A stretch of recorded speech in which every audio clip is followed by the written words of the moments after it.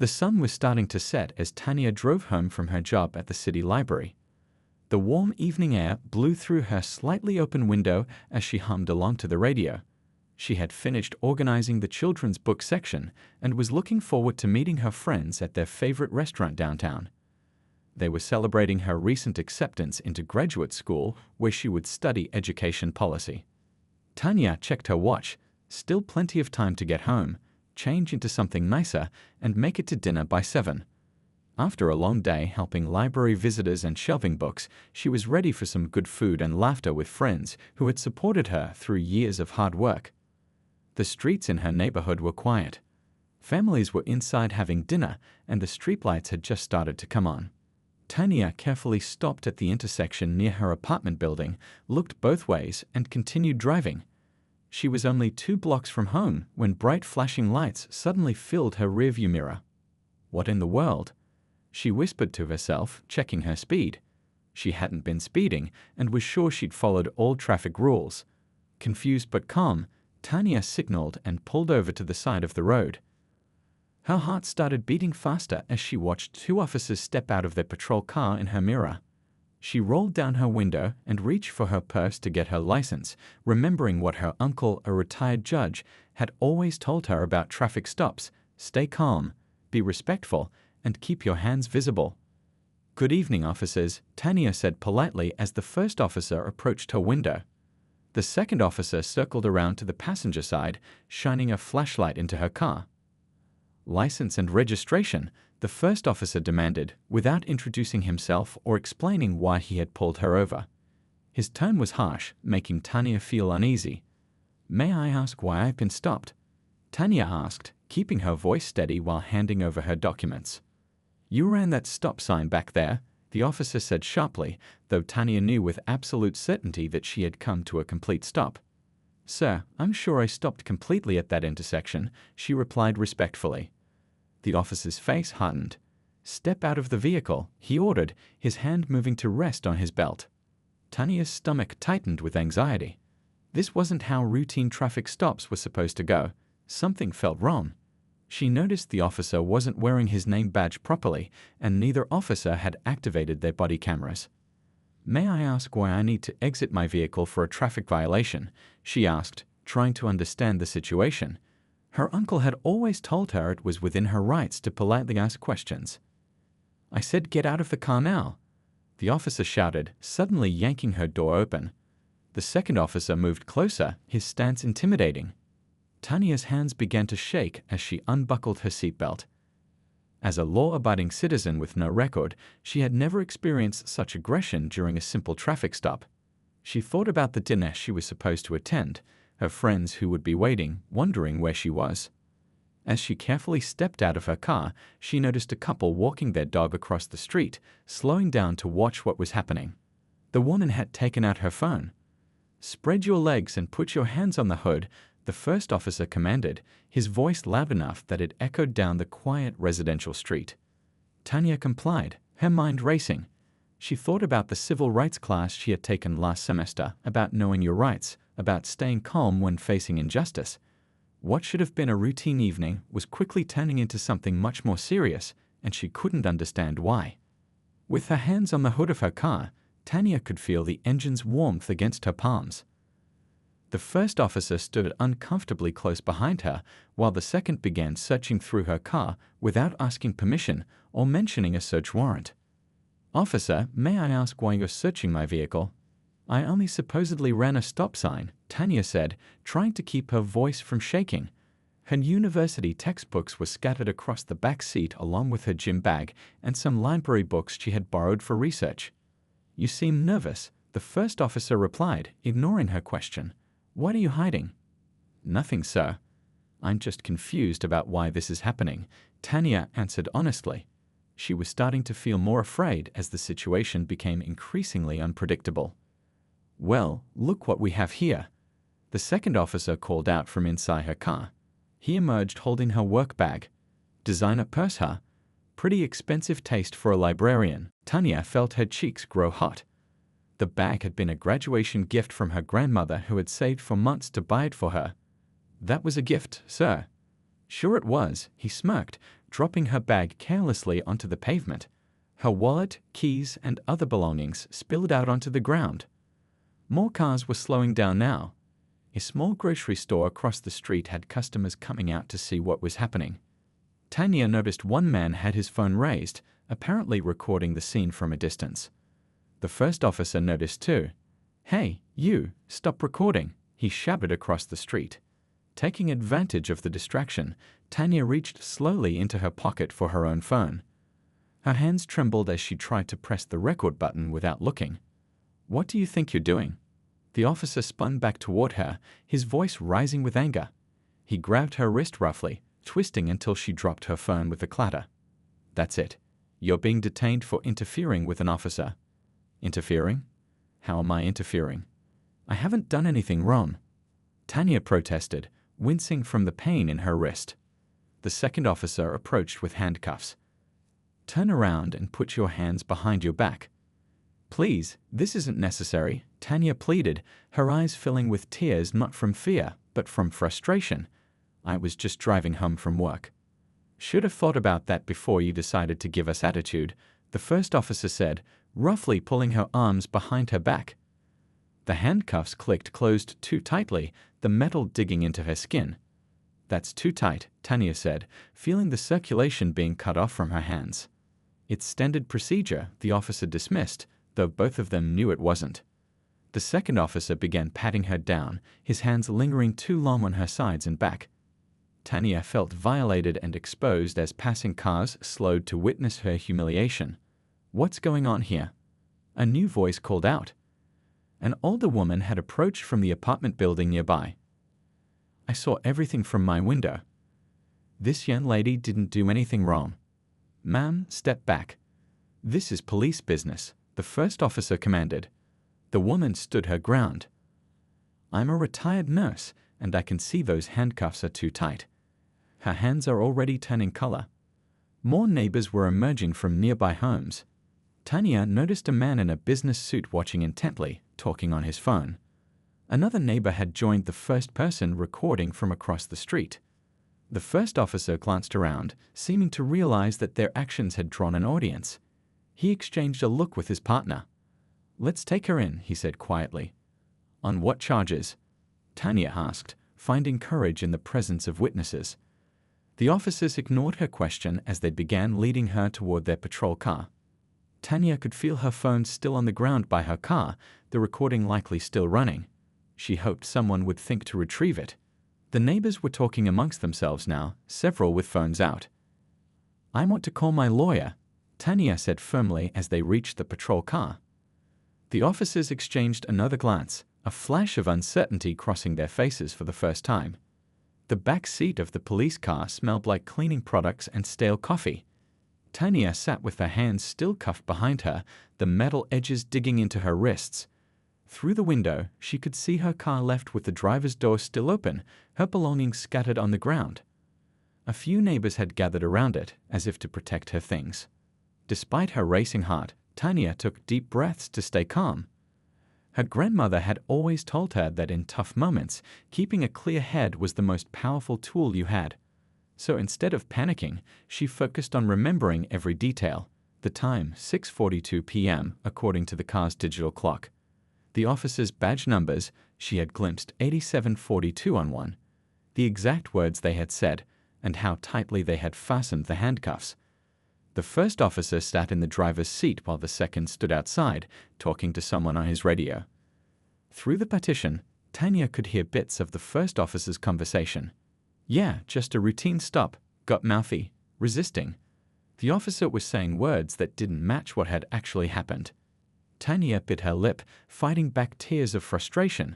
From her position, she could see more people had gathered. The retired nurse was talking animatedly to other neighbors.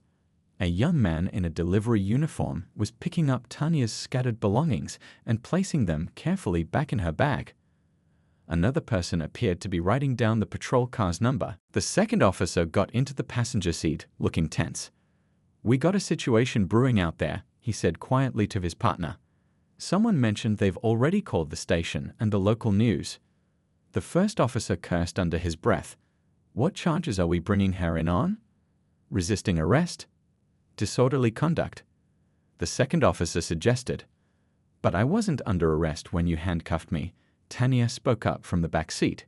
And I wasn't disorderly. There's no legal basis for either of those charges. Both officers turned to look at her, surprised by her knowledge and composure. You a lawyer or something? The second officer asked with a scoff. No, I'm a citizen who knows her rights, Tanya replied steadily, meeting his gaze. And I know that everything that's happened since you pulled me over has been recorded, both by me and by several witnesses. The officers exchanged glances again, a hint of worry now visible on their faces. Listen, Tanya continued, her voice growing more confident despite her vulnerable position. I'd like to request a female officer present, and I need these handcuffs loosened. They're cutting off my circulation. She shifted to show how the metal was biting into her skin, leaving visible marks.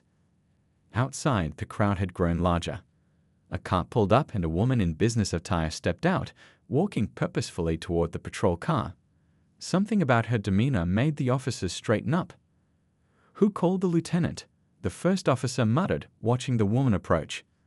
The second officer shrugged, looking increasingly uncomfortable. This is getting out of hand.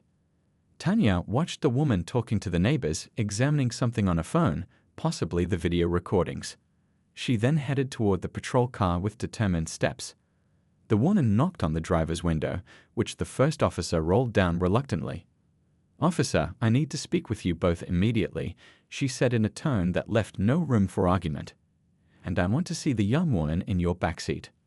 While the officers stepped out to speak with the lieutenant, Tanya closed her eyes briefly, gathering her strength. The past 20 minutes had been terrifying, but she reminded herself that truth was on her side. Her wrists throbbed from the handcuffs, and she felt shaken by how quickly her ordinary day had turned into this nightmare. But looking out at the gathering community members standing watch, she also felt something else: determination. When the car door opened and the lieutenant peered in at her, Tanya met her eyes directly. Ma'am, my name is Tanya. I was driving home from work when I was stopped, and I've been detained without being told what charges are being brought against me. I'd like to make a phone call to my family and to a lawyer, please. The lieutenant's expression softened slightly as she took in Tanya's condition. Let's start by getting those cuffs off and hearing your side of the story. The video of Tanya being handcuffed spread quickly through the neighborhood messaging groups. A delivery driver had captured the clearest footage, showing how the officers had escalated a simple traffic stop into something much more serious.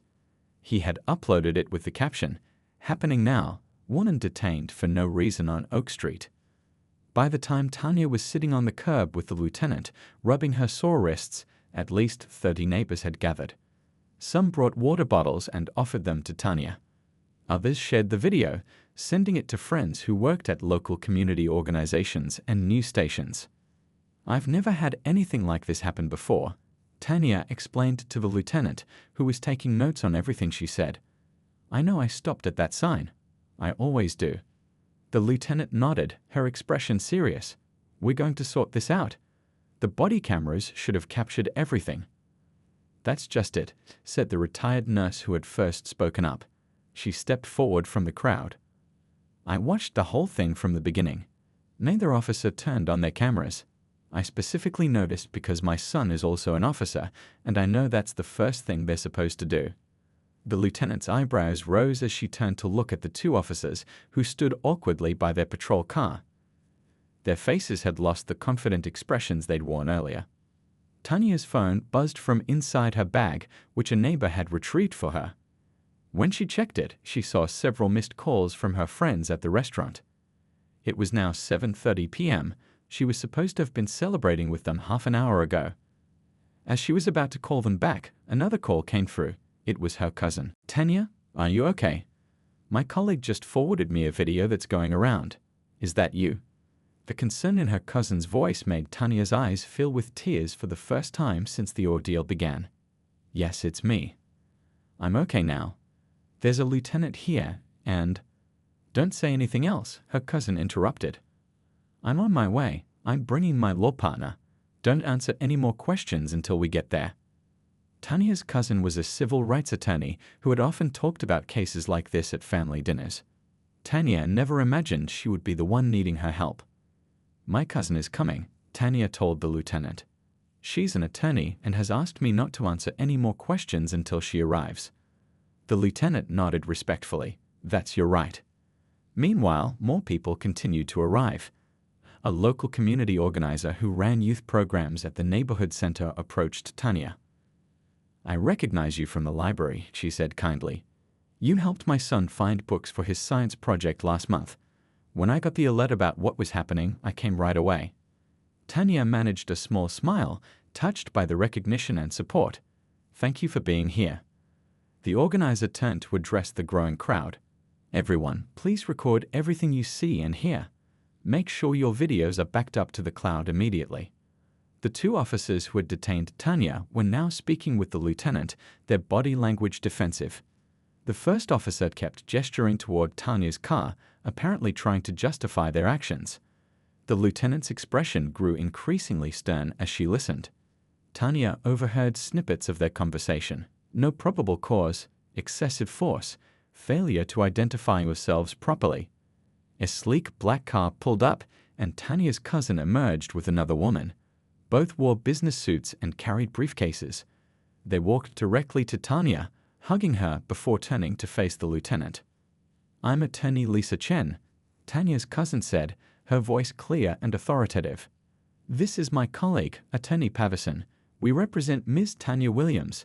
We understand she was detained without probable cause and subjected to excessive force during what should have been a routine traffic stop, if there was even cause for a stop at all." The officers exchanged nervous glances as the lieutenant introduced herself. "We'll need to see any footage from body cameras, dash cams, and we'll be requesting all radio communications related to this incident," Attorney Patterson added. The first officer shifted uncomfortably. "The cameras may have malfunctioned." Fortunately, Tanya's cousin said with a pointed look around at the crowd of witnesses with their phones, "That won't be an issue. We have plenty of footage." The atmosphere had completely changed in the last 20 minutes. The two officers who had been so aggressive earlier now stood with their backs almost against their patrol car, looking like they wanted to disappear. Lieutenant Rivera, a veteran officer with salt and pepper hair and kind eyes that had seen too much, was reviewing footage on different phones handed to her by witnesses. "This isn't what policing is supposed to be," she said quietly, shaking her head as she watched one particularly clear video that showed the entire interaction from beginning to end. The crowd had grown to nearly 50 people now. Some held up handmade signs hastily created with markers and cardboard from their homes. "We are watching and justice for our neighbor." The officer's supervisor, Captain Thompson, had arrived on scene. He was a tall man with broad shoulders and a stern expression that deepened into a frown as Lieutenant Rivera showed him the videos. "You two in my car." Now, he ordered the officers, his voice controlled but clearly angry. As they walked to the captain's vehicle, the first officer turned back to glance at Tanya. For the first time, there was something like uncertainty, maybe even fear, in his eyes. The crowd parted to let them pass, watching in silence. Tanya sat on a bench now, a blanket around her shoulders provided by a neighbor. Her cousin Lisa sat beside her, one arm protectively around her while talking on the phone with their family. Attorney Patterson was speaking with the captain, pointing occasionally to the marks on Tanya's wrists where the handcuffs had been too tight. "How are you holding up?" Lisa asked Tanya, ending her call. "Still processing it all," Tanya admitted. "One minute I'm driving home to get ready for dinner, the next I'm in handcuffs with no explanation. If people hadn't been recording," her voice trailed off. "But they were," Lisa reassured her, squeezing her shoulder. "And you did everything right. You stayed calm, you asked the right questions, you remembered details." The community organizer approached them with a woman who carried a professional camera and a press badge. "This is from Channel 8 News," she explained. "Would you be comfortable sharing what happened?" Tanya looked to her cousin, who nodded encouragingly. "Not right now," Tanya decided. "I need to process everything first. But I do want my story told, just when I'm ready." The reporter nodded respectfully. "I understand. We'll be covering this regardless. Too many people have sent us footage for us to ignore it." Captain Thompson walked over, his expression now controlled but serious. Ms. Williams, on behalf of the department, I want to apologize for what you experienced tonight. His voice was formal but sincere. I've reviewed the witness footage and spoken with Lieutenant Rivera. The officer's actions were completely unacceptable and do not reflect our training or our values. Tanya appreciated his words, but couldn't help noticing he was in damage control mode. She could almost see the gears turning in his head as he calculated the public relations disaster unfolding. What happens now? She asked. The officers have been relieved of duty pending a full investigation, he replied. I'd like to offer you medical attention for your wrists, and we'll need your formal statement when you're ready to provide it.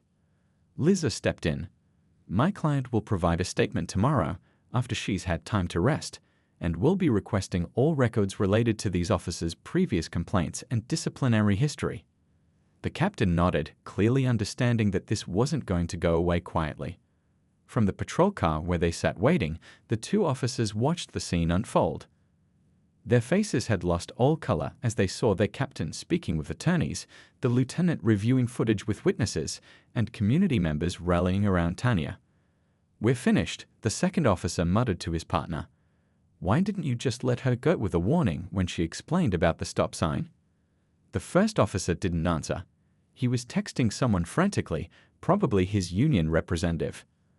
As evening fully set in and streetlights came on, Tanya's friends from the restaurant arrived, rushing to hug her. They had seen the videos circulating and cancelled their dinner plans immediately.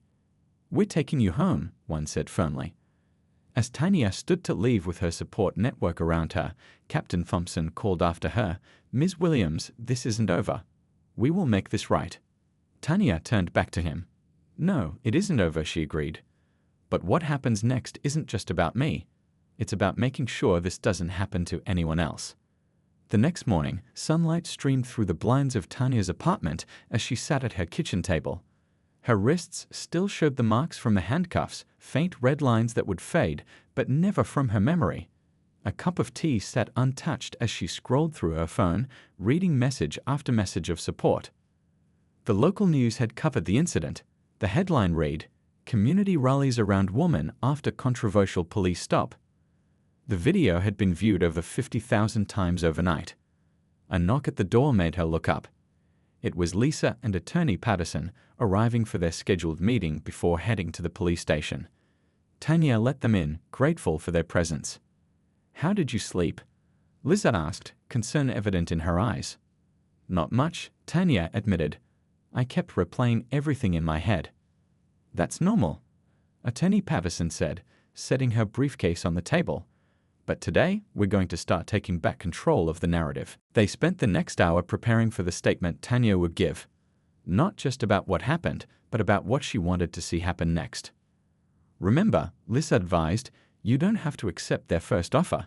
They're going to want this to go away quietly. Tanya nodded, a new determination settling over her. I don't want money. I want change. When they arrived at the police station, reporters were already gathered outside. Word had spread quickly. Tanya walked with her head held high, flanked by her legal team and 3 close friends who had insisted on coming for moral support. Inside, Captain Thompson was waiting with Lieutenant Rivera and the department's legal counsel. The room felt tense as everyone took their seats around a large conference table. Ms. Williams, thank you for coming in today, the captain began. His tone was formal but respectful, very different from how the officers had spoken to her the night before. Before we begin, Attorney Patterson interrupted, we want to clarify that this meeting is not just about taking Ms. Williams' statement. We're here to discuss concrete actions the department will take to address this incident and prevent similar occurrences in the future. The department's lawyer leaned forward. We understand your concerns. The officers involved have been placed on administrative leave pending the investigation. That's a start, Tanya said, speaking up for the first time. Her voice was quiet but firm. But it's not enough. All eyes turned to her. In that moment, she didn't feel like just a woman who had been wrongfully detained. She felt like someone who could make a difference. Those officers violated department policies and my civil rights, she continued. Administrative leave isn't accountability. It's a paid vacation while you hope this blows over. The captain shifted uncomfortably in his seat. "Ms. Williams, I understand you're upset." "I'm not just upset," Tanya corrected him. "I'm determined. This isn't the first time something like this has happened in our community. It's just the first time it was caught on video from multiple angles." She pulled out a folder she prepared with Lisa's help. Inside were printed news stories about similar incidents in their city over the past 5 years, along with statistics about racial disparities in traffic stops. "I've been doing my research," she explained, sliding the folder across the table, "and I have some specific requests." For the next hour, Tanya outlined what she wanted: the officer's termination, not just suspension, mandatory body cameras that couldn't be turned off during stops, a civilian review board with actual power, and improved training focused on de-escalation. The police officials exchanged glances. The department lawyer started to speak about realistic expectations and procedural limitations, but Tanya wasn't backing down. "I understand you have procedures," she acknowledged. "But yesterday, those procedures failed to protect me, and I'm not leaving this room until we have concrete commitments to change." Outside the station, the crowd of supporters had grown. The community organizer had arranged a peaceful gathering, with people holding signs reading "Justice for Tanya" and "Police Accountability Now." Back inside, after 3 hours of tough negotiation, the captain finally leaned back in his chair. "Your points are valid," he admitted. "The department has needed these changes for a long time, but there's been resistance. Maybe what happened to you is the push we needed." He looked at Tanya with new respect. "We'll release the officer's disciplinary records by the end of the week. The body camera policy will be revised immediately. And I'll personally recommend the creation of a civilian oversight committee to the city council." It wasn't everything Tanya had asked for, but it was a beginning. As they wrapped up the meeting, the captain extended his hand to her. "You could have just taken a settlement and walked away," he said. "Most people do." Tanya shook his hand firmly. "I'm not most people. And this isn't over yet." When she emerged from the station, the crowd erupted in cheers. The community organizer handed her a megaphone.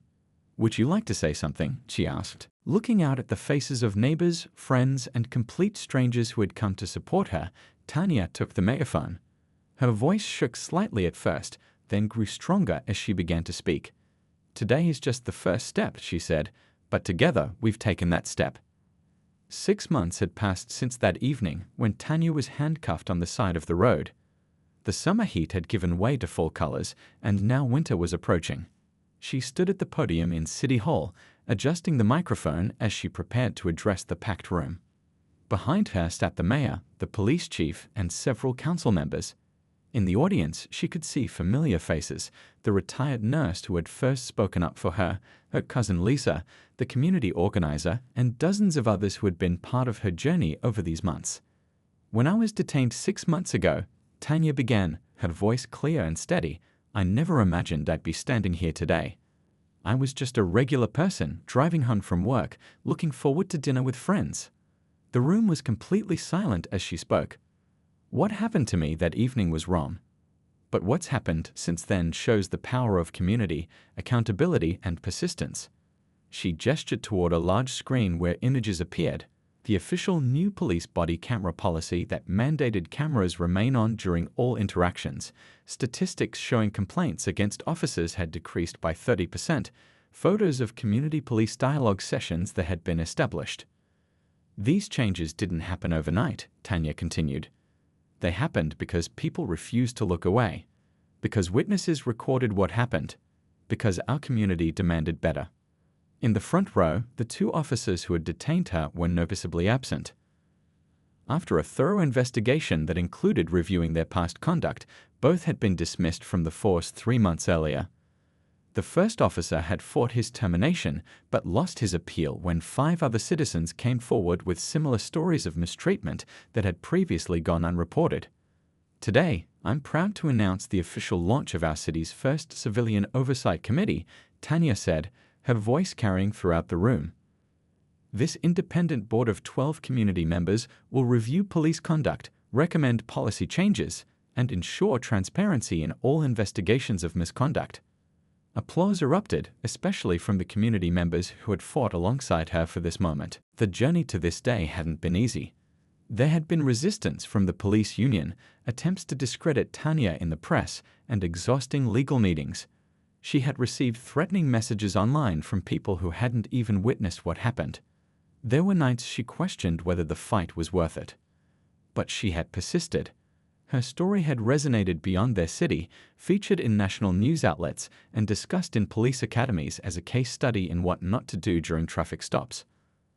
I never wanted to become an activist, Tanya continued after the applause died down. I was a librarian who loved books and working with students. I still am. But sometimes life puts you in situations where you have to choose, accept injustice or stand up against it. She paused, looking around the room. I'm especially grateful to the good officers who supported these changes, she added, nodding toward Lieutenant Rivera, who sat in uniform near the side of the room. Real reform requires allies inside the system who are brave enough to acknowledge when change is needed. The lieutenant nodded back respectfully. As I conclude, I want to share something personal, Tanya said, her voice softening slightly. Last week, I was driving home and saw flashing lights in my mirror again. For a moment, I felt that same fear from 6 months ago. But when the officer approached, he was respectful and professional. His body camera was clearly on. He explained exactly why he pulled me over. A taillight was out. He showed me the light, gave me information about getting it fixed, and sent me on my way. She smiled slightly. It was how policing should work, with respect, transparency, and professionalism. The mayor stepped up to the podium next, thanking Tanya and presenting her with a Community Service Award.